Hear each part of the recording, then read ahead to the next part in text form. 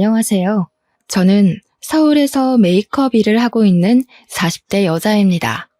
사연을 들어보면 세상에 참 별일이 다 있다는 생각이 들지 않나요? 저도 무척이나 공감합니다. 하지만 제가 겪어온 일도 돌이켜보면 사연으로 나올 법한 일이라는 생각이 들더라고요. 그래서 이렇게 용기 내서 글을 작성해 보았어요. 이제는 잊고 살고 있는 일이긴 하지만 평생 잊히지 않는 상처이기도 하고요. 혹시 저와 비슷한 상황에 처하신 분이 계시다면 절대 좌절하지 말고 제 이야기를 통해 위로를 받아가시면 좋겠어요. 저는 정말 지금이 너무 좋고 행복하거든요. 제가 겪은 일은 평범하지도 행복하지도 않은 일이지만 지금의 저는 정말 제 일도 즐겁게 잘하고 있고 행복하답니다. 그러니까 이 사연을 듣는 모두들 힘들고 어려운 순간이 있을지라도 포기하지 말고 주저앉지 말고 끝까지 나의 길을 걸어가시면 좋겠어요. 제가 그랬거든요. 이제부터 제가 겪었던 경악스러운 이야기를 해볼게요. 사실은 내 주변 친구의 이야기, 내 가족의 이야기, 내 애인의 이야기가 될 수 있다고 생각해요. 모두들 공감하시면서 재미있게 들어주시면 감사하겠습니다. 제 어머니는 미용 일을 하셨습니다. 동네에서는 1등으로 손이 빠르시고 가격도 저렴해서 인기가 많은 미장원을 운영하셨습니다. 어머니의 손은 항상 퉁퉁 불어 있었습니다. 어린 저는 어떻게든 엄마를 도와보겠다며 아주머니들 파마를 해주실 때 옆에서 헤어롤을 집어드리고 고무줄을 챙겨드리며 칭찬을 받았던 기억이 있습니다. 미장원에서 수건은 또 얼마나 많이 쓰이는지 아시나요? 제가 차마 그 많은 수건들을 빨지는 못했지만 빨래 건조대에 엄마랑 언니들이랑 같이 널며 이야기꽃을 피우던 따뜻한 기억이 있어요. 작은 미장원을 운영하셨던 엄마는 집안일을 하랴 미장원에서 일하시랴 몸이 100개라도 부족하게 바쁘셨어요. 엄마가 그저 좋았던 저는 엄마한테 찰싹 달라붙어서 거의 엄마 미용실에서 살다시피 했었네요. 하도 미장원이 놀이터라 생각하고 붙어 있다 보니 동네 아주머니들과도 가까이 지내며 저는 어른들께도 싹싹하게 잘 대하고 엄마를 따라 손재주도 좋은 아이로 자랐습니다. 그리고 저희 아버지는 남대문에서 액세서리 도매 소매업을 하셨습니다. 그래서 이른 새벽부터 늦은 밤까지 고생을 하시며 바삐 일을 하셨죠. 게다가 저희 아버지는 남대문에서 소문난 손 빠르고 발 빠른 제대로 된 장사꾼이라며 소문이 자자했던 사람이었어요. 하지만 아버지께서는 저희 가족들과 다정하게 시간을 보내지 못한 점이 지금까지도 아쉽다며 한숨을 내쉬곤 하시지만 누구보다 성실하고 가족들을 생각하셨던 분이라는 것을 저희 가족은 알고 있었죠. 그리고 제 위로 2명의 언니들이 있는데 언니들은 저와 나이 차이가 꽤 났습니다. 첫째 언니와 둘째 언니는 연년생이어서 어려서는 그렇게 많이 싸웠다고 하는데 성인이 되고는 둘도 없는 좋은 친구처럼 잘 지내고 저는 그 틈에 낄 수도 없어서 괜히 질투도 많이 했었답니다. 이렇게 사이가 좋은 2 언니는 나중에는 일도 같이 했어요. 각자 사회생활을 하면서 갖은 고생을 하다가 결국 안 되겠다 싶었는지 회사를 금방 때려치우고 같이 창업을 시작했습니다. 결혼 사업이라고 하죠. 옛날에는 소위 중매라고 했는데 요즘에는 결혼 매칭 플랫폼이라고 하는 결혼해줘 같은 업체의 시초라고 할 수 있는 일을 시작하게 되었습니다. 아무래도 어머니께서 미장원을 하시다 보니 동네 아주머니들끼리 서로 중매를 서주시고 실제로 결혼이 성사되는 모습을 자연스럽게 보고 자라서 그랬는지 언니 둘은 그렇게 사업을 시작했습니다. 저는 어려서부터 손재주가 좋은 편이었습니다. 그래서 나름 공부는 성실히 했었지만 제 손재주가 아깝다는 생각이 들어서 대학교 전공은 메이크업으로 정해서 일찌감치 메이크업 일로 돈을 벌었습니다. 대학 생활을 하면서 메이크업 일을 동시에 하다 보니 또래 친구들보다 사회 경험이 빠른 편이었습니다. 저는 그렇게 다양한 사람들을 많이 만나며 보고 배우며 성장해 갔습니다.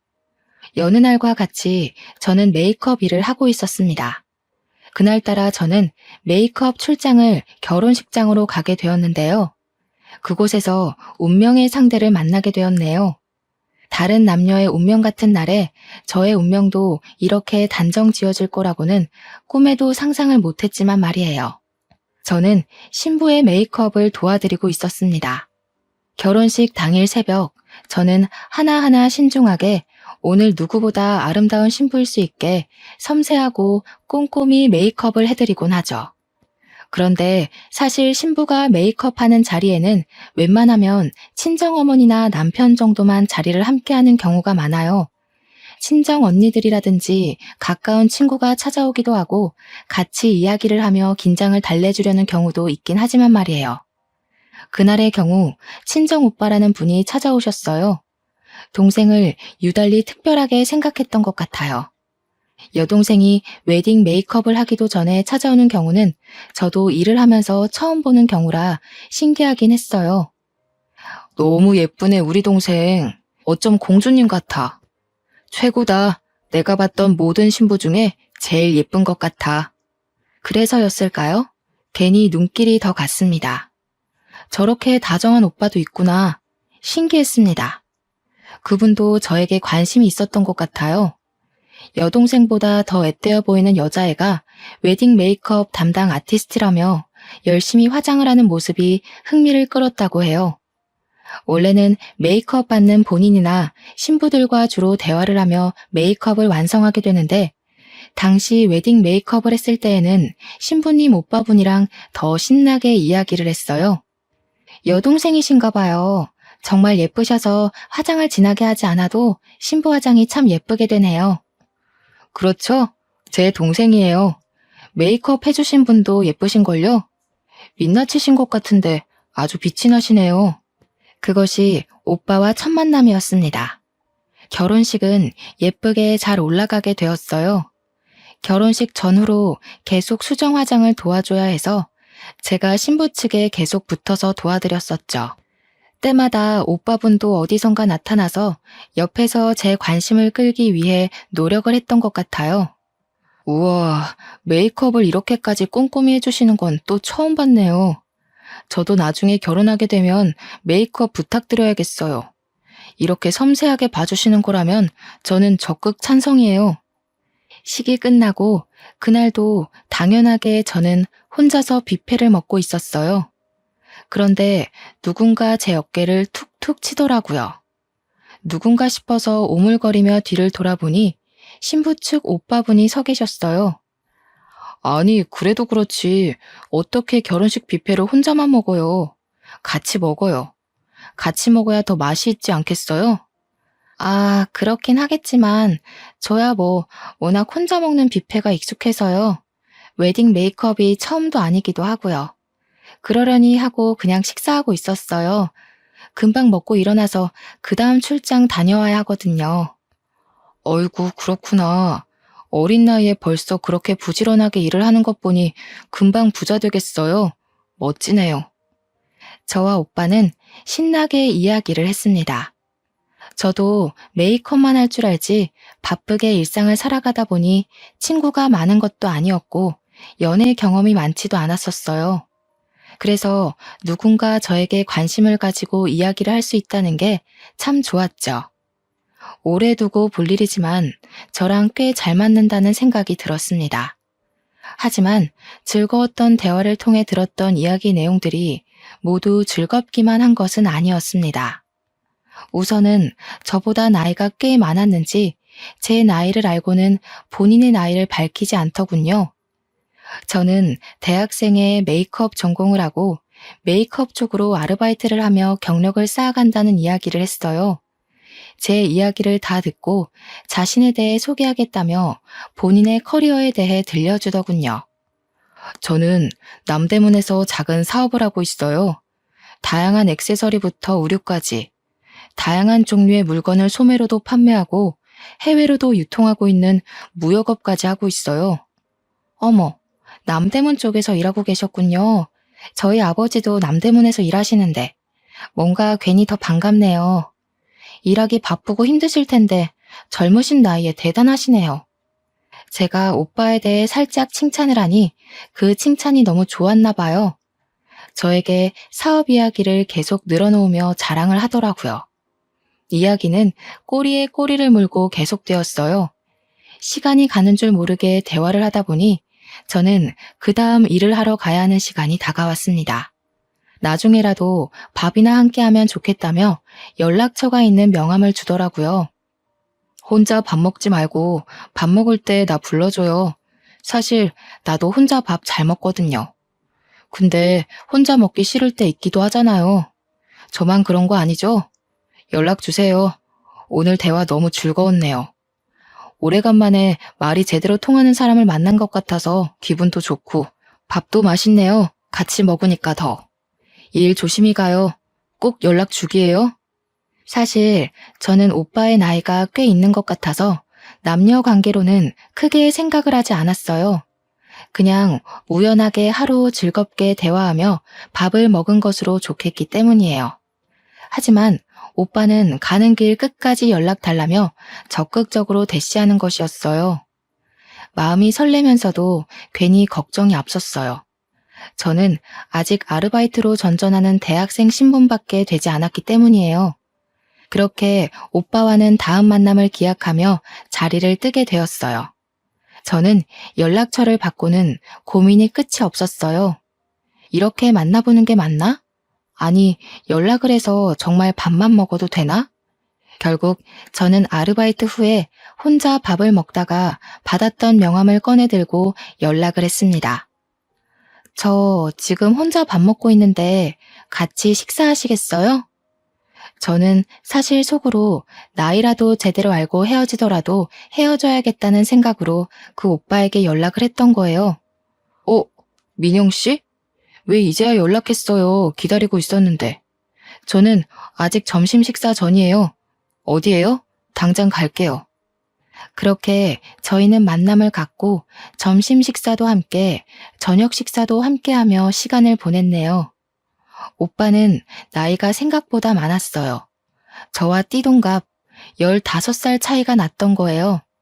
이제 돌이켜볼 때 오빠 입장에서 나이를 이야기해봤자 본인 손해라는 생각에 조용히 아무 이야기도 안 하고 그 다음 만남을 기약했던 것 같다는 생각이 들어요.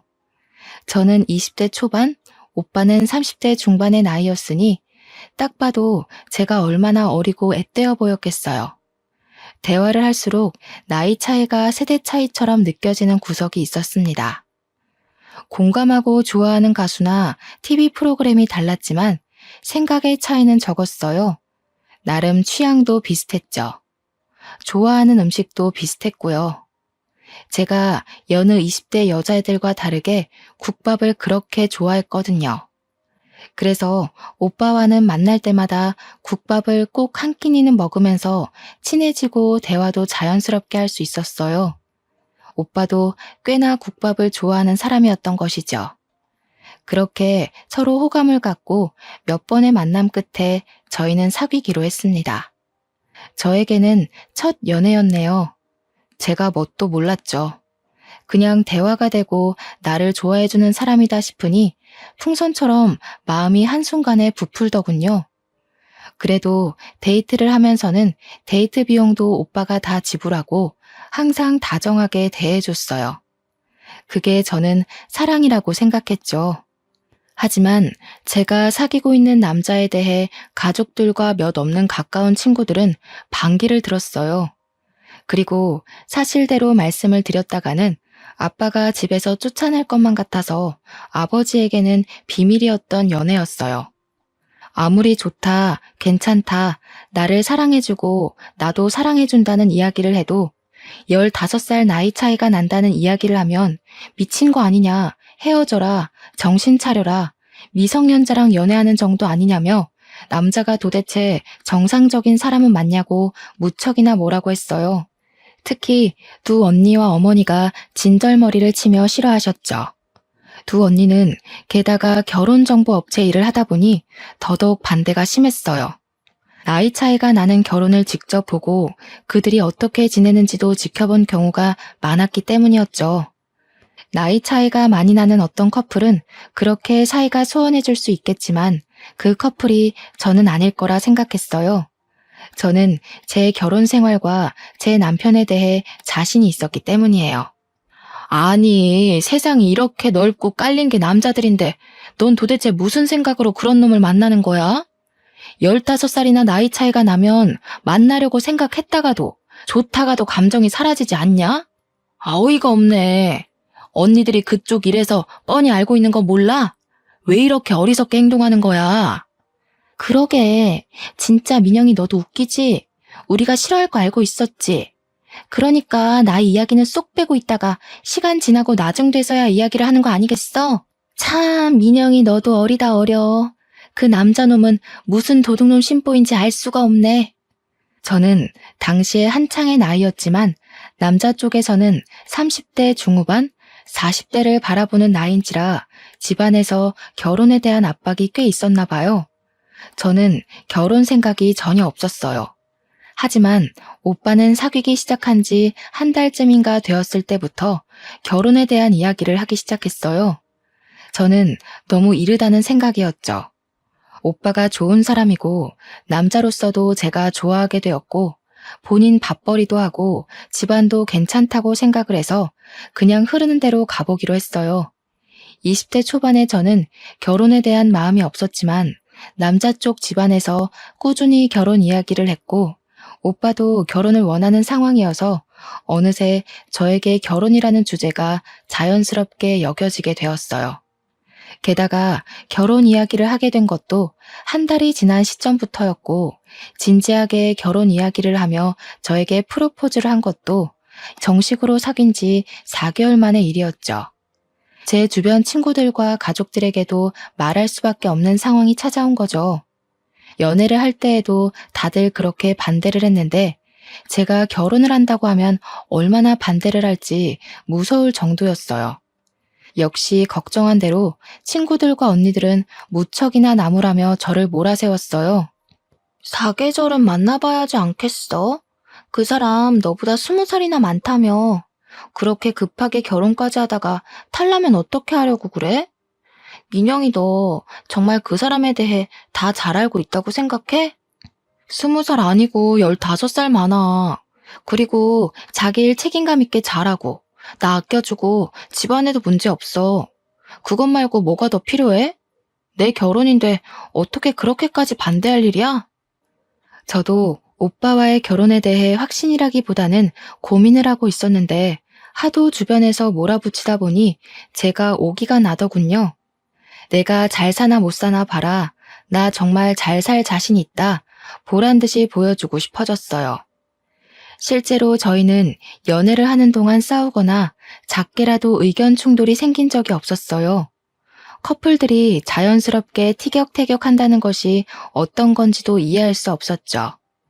주변에서는 그래도 싸워도 보고 긴 기간 지켜보면서 신뢰를 쌓아가는 것이라며 걱정 어린 조언들이 끊이지 않았습니다. 저는 프로포즈를 받고 그 후로 3개월이 지난 후에 결혼식을 올리게 되었습니다. 지금에서야 그 시간들을 돌아보면 왜 뭐가 그렇게 급해서 1년이 되지도 않는 시간 동안 쪼들리듯이 결혼식을 올렸던 것인지 저도 콩깍지가 어지간히 단단하게 쓰여 있었다는 생각이 들어요. 축복이라기보다 많은 사람들의 걱정과 염려 속에 저희는 신혼생활을 시작하게 되었죠. 사업을 하던 남편 덕분에 그래도 결혼 초기 자본으로 서울에 있는 작은 아파트에서 살 수 있었어요. 너무도 기뻤어요. 저는 항상 주택이나 빌라에서만 살아왔기에 아파트에서 사는 것이 꿈이었어요. 저는 부모님으로부터 독립도 하기 전에 결혼을 하게 되어서 아담하지만 내 집이라는 공간이 생긴 것도 참 좋았답니다. 그렇게 내 꿈을 이루었다는 생각에 한껏 부풀어 있었던 것도 잠시였죠. 곧 악몽처럼 현실이 다가왔습니다. 하루는 저희 신혼집에 가스 점검이 있었어요. 그래서 점검하신다는 기사분을 들여보냈는데 저희 집을 유달리 유심히 보는 거예요. 저도 처음엔 아무 생각이 없었지만 점차 이상하다는 생각이 들었습니다. 가스 점검을 하시는 것도 지켜보는데 제대로 하는 것 같지 않았어요. 혹시 점검하시는 분 진짜 맞으세요? 아까부터 저희 집을 계속 두리번거리시고 가스 점검은 하는 동 마는 동 하시길래요. 아, 네. 그럼요. 점검 나와서 점검하고 있잖아요. 빨리 끝낼게요. 본인이 점검을 한다고 하는데 덧붙일 말은 크게 없었습니다. 그래서 그냥 저는 집안일을 마저 했어요. 그런데 말이죠. 그 다음 그분의 행동이 더 이상했습니다. 저희 부부의 웨딩 촬영 사진이 거실에 크게 액자로 걸려 있는데 그 앞에서 사진을 뚫어져라 보는 것 아니겠어요? 괜히 찜찜하고 이상한 기분이 들었어요. 저기, 지금 뭐 하시는 건가요? 사진을 왜 그렇게 기분 나쁘게 쳐다보세요? 아니, 기분이 나쁘시다뇨. 저는 그냥 웨딩 촬영이 예쁘게 된 것 같아서 부러워서 본 것뿐이에요. 참 별것도 아닌 걸로 과민하게 구시네. 뭐 불안하고 찔리는 거라도 있으신가 봐요? 아니, 결혼한 지 얼마 안 된 사람한테 할 말이 있고 안 할 말이 있지. 무슨 소리를 하시는 거예요? 점검 다 하셨으면 어서 나가보세요. 진짜 세상에 별 이상한 인간들을 다 보네. 아니면 아닌 거지. 되게 예민스러우시네요. 그럼 이만 가보겠습니다. 남편분이 참 훤칠하시네요. 바깥으로 나돌 관상인데 내조를 좀 잘하셔야겠어요. 안녕히 계세요. 어머머, 이 사람 진짜 별소리를 다 하네. 어서 우리 집에서 나가세요. 가스 점검도 점검 나름이지. 뭐 이딴 사람들이 일을 하고 있어? 나가요, 어서. 당장 안 나가면 경찰에 신고할 거예요. 여자는 소름 끼치게 깔깔대며 웃었어요. 당장 나갈 건데 왜 이러냐며 손사래까지 치는 모습을 보였죠. 다시 생각해봐도 그 순간이 너무 끔찍하면서 당황스러운데 정말 소름이 돋네요. 그렇게 저는 그 순간이 그 여자와의 마지막 만남이라고 생각을 했습니다. 하지만 그 이후에도 저와 꽤 자주 마주치게 되었습니다. 분리수거를 하러 밖으로 나갈 때 퇴근 후에 같은 버스를 타기도 했고요. 어느 날은 아예 저희 아파트 현관 앞에서 저를 기다리기도 했습니다. 저기요, 저희 구면이죠? 죄송한데 무슨 일이실까요? 저 만나러 오신 거예요? 어머, 안녕하세요. 인사도 없이 그렇게 본론부터 말하면 섭섭하죠. 맞아요. 저희 구면이에요. 가스 점검 기억하시죠? 저도 이 동네 사는데 그때 친절하게 대해주시고 얼굴도 몇 번 우연히 보다 보니 친구하면 좋을 것 같아서 인사드리려고 기다렸어요. 아니, 뜬금없이 친구라고요? 무슨 자다가 봉창 두드린 소리 하시는 거예요? 목적이 뭐예요? 꼭 목적을 가지고만 사람을 만나나요? 너무 딱딱하시다. 오늘은 좀 놀라신 것 같으니 다음에 또 인사드릴게요. 괜찮을 것 같네요. 안녕히 들어가세요. 뜬금없는 친구 이야기에 당황스러웠던 저는 무서운 마음에 남편에게 상황을 알렸어요. 나이도 어려 보이는 젊은 여자가 가스 점검 기사님으로 일하는 것 같긴 한데 계속 눈앞에 나타나고 우연히 만난다. 그리고 오늘은 나한테 말까지 걸었다는 이야기를 했죠. 남편은 사색이 되며 진짜 조심해야 할 것 같다며 다음부터 그런 사람 만나면 절대 아는 척 하지 말고 말도 걸지 말라고 하더라고요. 미친 사람 같다며 여자 쪽에서 말을 걸더라도 그냥 피하는 게 상책일 것 같다고요. 신혼생활을 하며 그렇게까지 언성을 높이고 얼굴이 시뻘개지게 흥분을 했던 적이 없었는데 하도 잔소리가 길어지길래 알겠다고 안심을 시켰어요. 그날 이후로 저는 그 여자를 우연이라도 마주칠까 조마조마한 마음으로 지냈어요. 그럴만도 하죠. 하지만 남편은 그날 이후로 저에게 언성을 높이며 저를 쪼아대기 시작했습니다.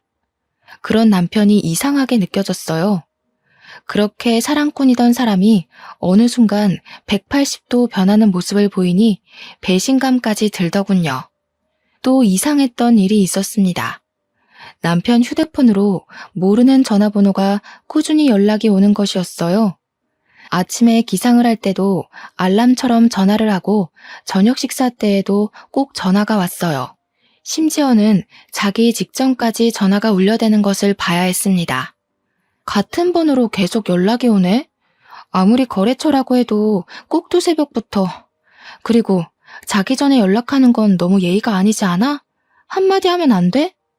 너무 짜증나서 왜 전화는 안 받는 거냐고 물어봤어요. 남편은 거래처 사람 연락인데 컴플레인이 과하다며 둘러대더군요. 남편의 사업 문제만 아니어도 그냥 차단을 해버리는 건데 차단을 할 수도 없는 상황이라 그냥 특이한 거래처 사람이겠거니 넘어가려 했습니다. 하지만 그 후로 남편은 계속 이상했습니다. 제가 느꼈던 가장 큰 변화는 핸드폰 비밀번호를 바꾼 것이었어요. 남편의 비밀번호는 헷갈리고 귀찮다며 0000 이렇게 4자리를 썼습니다. 그리고 휴대폰에 크게 비밀이랄 것도 없었어요. 하지만 어느 날부터인가 다른 비밀번호를 쓰고 있더라고요. 여보, 비밀번호 바꿨던데? 왜 바꿨어? 귀찮다면서. 아, 그냥 도난이라도 당했다가 괜히 일나면 복잡해지잖아. 이런 핑계를 다 대더라고요. 의아했지만 그냥 애써 넘어가려 했습니다. 저는 메이크업 일을 꾸준히 했기 때문에 개인 스케줄이 들쭉날쭉했습니다. 그날도 출장 메이크업이 있는 날이었어요. 제가 나갈 채비를 다 하고 집 밖으로 나갔다가 지갑을 두고 와서 다시 집에 들어갔었는데 남편이 누군가와 통화를 하고 있더라고요. 그래서 조용히 엿들었어요. 나갔어. 진짜 나갔다니까. 그래. 알겠어용. 곧 보자. 나도 보고 싶어용. 나갔다는 건 아무래도 제 얘기겠죠. 그건 아무렇지도 않았습니다. 하지만 콧소리를 흥흥거리며 애교 섞인 이야기를 하며 누군가에게 보고 싶다고 속삭이는 남편의 모습은 저도 난생 처음 봐서 까무러칠 뻔했습니다. 아무래도 남편한테 비밀이 있다는 안 좋은 예감이 들었어요. 지금 아는 척을 해야 하나, 나중에 크게 제대로 잡아야 하나, 순간 고민이 들더군요. 하지만 이내 아니겠지, 제 마음 편하자고 넘어가려 했었네요. 그렇게 저는 일을 하러 나왔습니다. 조용히 남편에게 들키지 않고요. 하지만 제가 죄를 지은 것도 아니고 잘못한 것도 하나 없는데 집에서 들어가고 나가는 것도 눈치 봐야 하고 남편의 덜미를 어떻게 잡아야 하는지 고민을 하는 상황도 너무 열이 뻗치더라고요. 하루 종일 머릿속을 떠나지 않았어요. 남편이 다른 여자와 뒹구는 모습까지 상상이 되니까요. 끔찍했어요. 차라리 현실을 마주하고 끝내려면 빨리 끝내버리는 것이 낫겠다는 생각이 들었어요. 제 생각이 확고해진 계기가 있었습니다. 여태 한 번도 없었던 해외 출장을 간다는 것이었어요. 신혼 1년도 지나지 않았는데 어떻게 이럴 수 있는 거지? 정말 눈물이 핑 돌더군요. 아무리 좋게 생각해보려 해도 쎄하다 싶고 이상하다는 생각이 계속 끊이질 않았어요. 그렇게 언니들한테 조언을 구했습니다. 언니는 난리를 치면서 남편 머리채를 뜯어놓고 말겠다며 무지하게 화를 냈어요. 언니들은 같이 사업을 하며 불륜에 관한 이야기를 많이 듣다 보니 이골이 난 상태였더라고요. 덕분에 제대로 조언을 들을 수 있었습니다. 우선은 증거가 될 만한 자료들을 모아야 한다고요. 그냥 화가 난다고 화를 내지르는 게 답은 아니라고 하더군요. 그래서 증거 수집을 위해 저와 언니는 고민 끝에 사설 탐정분을 고용하기로 했습니다. 증거 수집을 제대로 해야 하기 때문에 너무 놀라거나 당황스럽다고 피하시면 안 됩니다. 저는 사진을 계속 찍을 거예요. 마음 단단히 잘 먹으시고요. 바람난 남자들 앞뒤 안 가리거든요. 많이 봤습니다. 너무 상처받지 말고요.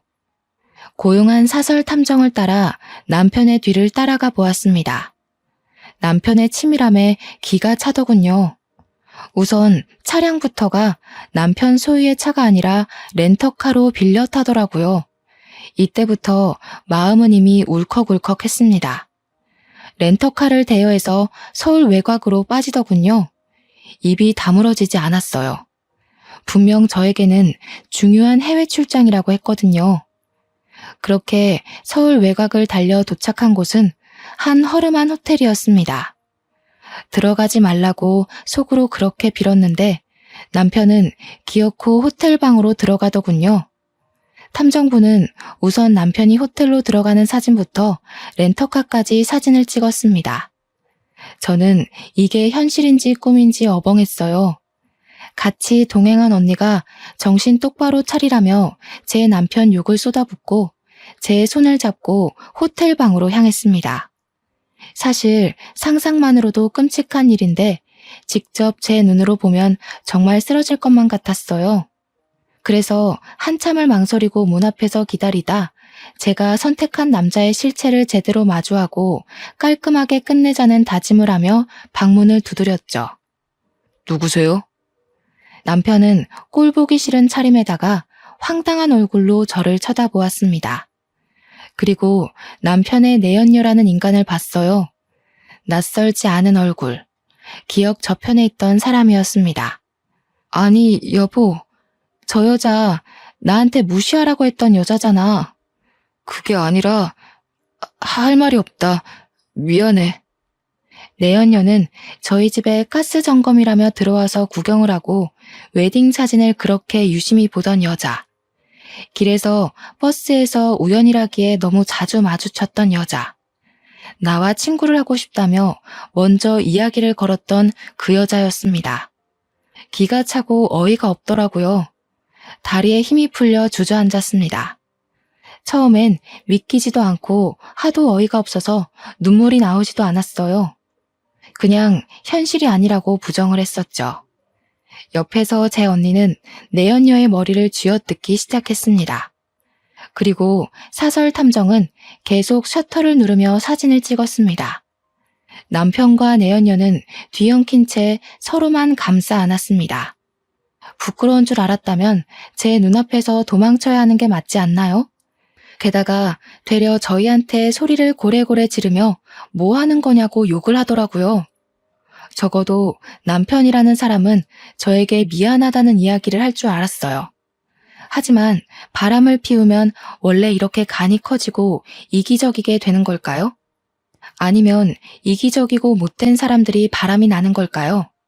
어떻게 저한테 미안하다, 잘못했다 한마디가 없었을까요? 정말 무릎을 꿇고 싹싹 빌어도 용서를 해주지 않을 판에 다시 생각해도 괘씸해 죽겠네요. 알고 보니 제 남편 여성 편력이 아주 대단하고 화려했던 과거를 가지고 있던 사람이었더라고요. 30대 중반의 남자가 저만 만나진 않았겠죠. 저도 그 사실이야 알고 있긴 했는데 이 정도일 줄은 몰랐어요. 노래방 도우미 여자부터 대학생, 거래처 사람 등등 도대체 세려야 셀 수 없을 정도로 많은 여자들을 만나왔더라고요. 이 사실을 시댁에서 알고 어떻게든 그 바람길을 잠재워야겠다며 만나는 여자들 중에서 가장 성실하고 괜찮다고 생각한 저를 꼬셔서 결혼시켰던 것이었어요. 하지만 시댁의 바람은 그저 바람이었던 것이었죠. 남편의 바람기는 잠재워지지 않았고 자기 성격 못 이기고 이리저리 여자들 만나며 그렇게 휘두르며 살았던 거예요. 이 모든 일이 신혼 1년이 안 되어서 일어난 일이라니 저도 말씀드리면서도 믿기지가 않네요. 그리고 내연녀와는 무슨 관계이고 언제 어떻게 만났으며 왜 결혼을 했음에도 더러운 관계를 유지했느냐고 물었어요. 남편의 대답이 더 기가 찼죠. 둘이 처음으로 만난 것은 제가 메이크업을 해줬던 동생 결혼식장, 저와도 처음 만난 곳에서 내연녀와도 처음 만났던 것이죠. 기가 막히는 상황에 어이가 없어서 이 얘기를 들어야 하나 말아야 하나 고민이 되었지만 얘기나 들어보자는 마음으로 이악 물고 얘기를 들었습니다. 남편이 설명하는 내연녀의 실체는 여동생의 결혼식장에서 만났던 여동생의 친구분이었다는 거예요. 저와 그렇게 연애를 시작하고 만나는 동안에도 여동생 친구라는 사람을 동시에 만나왔던 것이더라고요. 이걸 눈치도 채지 못했던 제가 어찌나 바보같이 느껴지던지요. 뭐라고? 그러면 신우는 이 상황을 알고 있어? 자기 친구랑 오빠랑 바람났다는 것을? 알고 있긴 해. 근데 참 상황이 어려웠지. 이렇게 말끝을 흐리는데 진짜 엎어치기를 하고 싶더라고요. 똑바로 설명 좀 해보라고 해서 들어보니 신우는 저보다 자기 친구와 사귀고 결혼까지 하는 것을 더 원했더라고요. 참나, 이런 사실도 제대로 모르고 있었는데 제가 시댁 식구들한테 잘하는 모습을 보고는 얼마나 기가 차고 웃겼을까요? 제대로 비웃음거리가 된 기분이었어요. 알고 보니 시댁 식구들은 제 남편이 저와 동생 친구, 이렇게 두 명과 양다리를 걸치고 있었다는 것을 이미 알고 있었던 거예요. 게다가 우리를 만나면서도 중간중간 다른 사람들을 만나는 것도 있었고요. 그런 건 당연스럽게도 눈을 감아줬던 거죠. 머리가 깨지는 기분이었어요. 도대체 이런 상황이 말이나 되는 건가 싶어서요. 그래도 결혼식까지 올리고 도장까지 찍었으면 관계 정리를 해야 하는 거 아니야? 제정신이야? 미친 거야? 나한테는 두 명 다 사랑인데 어느 쪽을 택하고 어느 쪽을 포기하겠어. 그래서 난 두 명 모두를 택한 거야. 이런 정신 나간 이야기를 하더라고요. 둘 다 사랑해서 둘 다 택했다. 그래서 본인은 당당하고 자랑스럽다는 이야기라도 할 수 있는 걸까요? 무슨 말도 안 되는 소리 좀 하지 마. 길거리 나가서 지나가는 개한테 물어봐도 이런 식으로 대답하지는 않아. 저도 제 할 말은 해야 했습니다. 저도 제 인생 걸고 20대 초반의 나이에 나이 차이 많이 나는 남자와 결혼을 한 거잖아요. 제 삶이 아깝고 제 시간이 안타깝고 제 창창한 20대 인생을 날려먹었다는 생각에 분이 차올랐습니다. 어머, 저한테도 말 좀 걸어주세요. 저랑 초면 아니잖아요.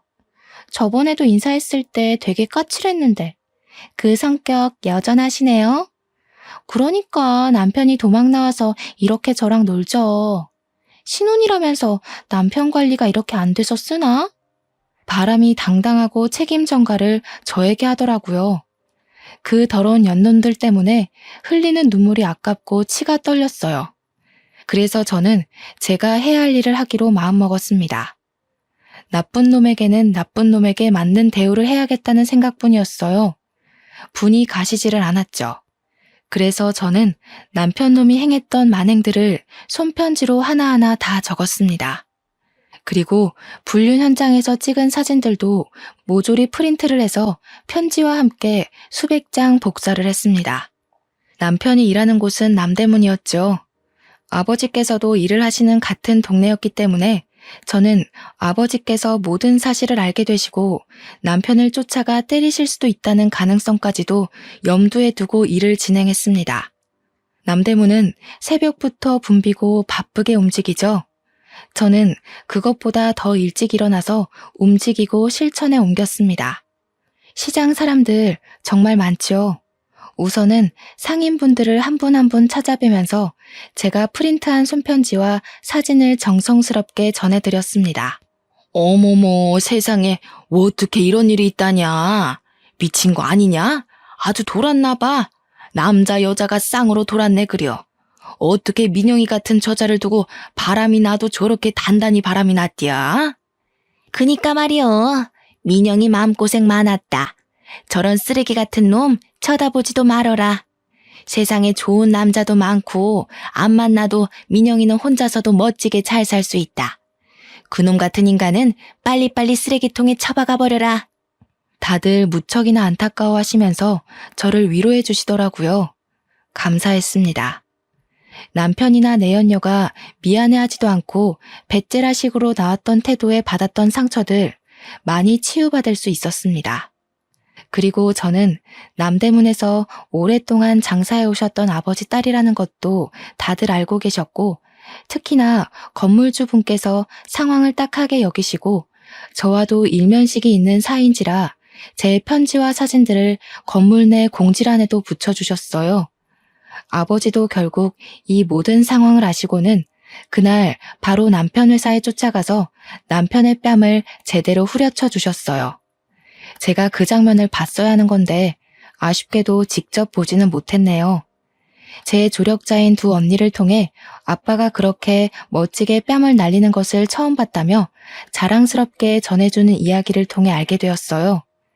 그렇게 남편은 제대로 망신살이 뻗치게 되었습니다. 결국 운영하던 회사 사람들도 제 편지와 사진들로 모든 상황들을 알게 되었죠. 그리고 남편의 회사에서는 급하게 주주총회를 열었고 그 자리에는 남편이 초대받지 못했습니다. 그 자리는 회사 대표를 교체하는 자리였었죠. 중요한 주주총회에도 초대받지 못했던 제 남편은 결국 대표직을 박탈당했습니다. 한마디로 잘리게 된 거죠. 그렇게 남편은 남은 것 하나 없이 빈털터리가 되었습니다. 이후 어떻게 지내나 괜히 궁금해서 수소문해보니 주주총회에서 잘리고 대표직 잃고 돈도 잃은 채로 궁하게 살았다고 하더라고요. 그 길로 저는 남편과 결혼한 지 1년도 채 되지 않은 시기에 이혼 서류에 도장을 찍었어요.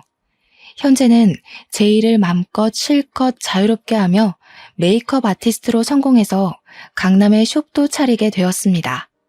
정말 더 열심히 살기 위해 이를 갈았어요. 누구보다 멋지게 저를 놓친 것이 인생의 실수라는 것을 보여주고 싶었고, 그것이 제가 할 수 있는 가장 뜨거운 복수라고 생각했습니다. 짧은 결혼 생활이었습니다. 사실 누구라도 저보다야 결혼 생활은 오래 하시는 경우가 많으실 거라 생각해요. 하지만 저는 후회 없습니다. 결혼 생활 동안 정말 누구보다도 남편을 아끼고 사랑했고 제 일에도 열정적이었으며 집안일도 부족함 없이 했거든요. 그리고 마무리까지도 제 속이 다 시원할 정도로 더 이상 시원할 수 없겠다 싶을 만큼 후회 없이 남편의 실체에 대해 폭로를 했죠. 어떤 분들은 분명 너무 과한 게 아니냐고 하실 수 있겠지만 아니요, 저는 최선이었고 다시 그 순간으로 돌아간다 해도 같은 선택을 하고 전 남편에게 제대로 창피를 줬을 것 같아요. 사실 제가 그렇게까지 하지 않았더라면 남편은 분명히 새로운 여자를 만나서 자기 원하는 대로 가지고 놀다가 질리면 또 새로운 여자들을 만나고 문어발식으로 만나고 양다리에 세 다리, 네 다리 걸치며 그렇게 색광처럼 살았을 거예요. 그리고 어떤 분들은 바람에 대해 눈 감고 넘어가는 경우도 있을 거라 생각해요. 저도 존중하고 이해합니다. 사실 저에게 아이가 있었다면 이렇게까지 악랄하고 제대로 복수를 하지는 못했을 것 같아요. 제 남편이긴 하지만 아이의 아빠란 역할도 무시할 수는 없기 때문이죠. 제 이야기 끝까지 경청해 주셔서 감사합니다. 제가 말씀드린 전 남편 같은 놈 절대 마주치지도 엮이지도 않길 진심으로 기원해요. 모두들 좋은 인연들만 주위에 가득하시길 응원하겠습니다. 항상 행복한 일들만 가득하시길 바랄게요. 감사합니다. 오늘도 좋은 하루 보내세요.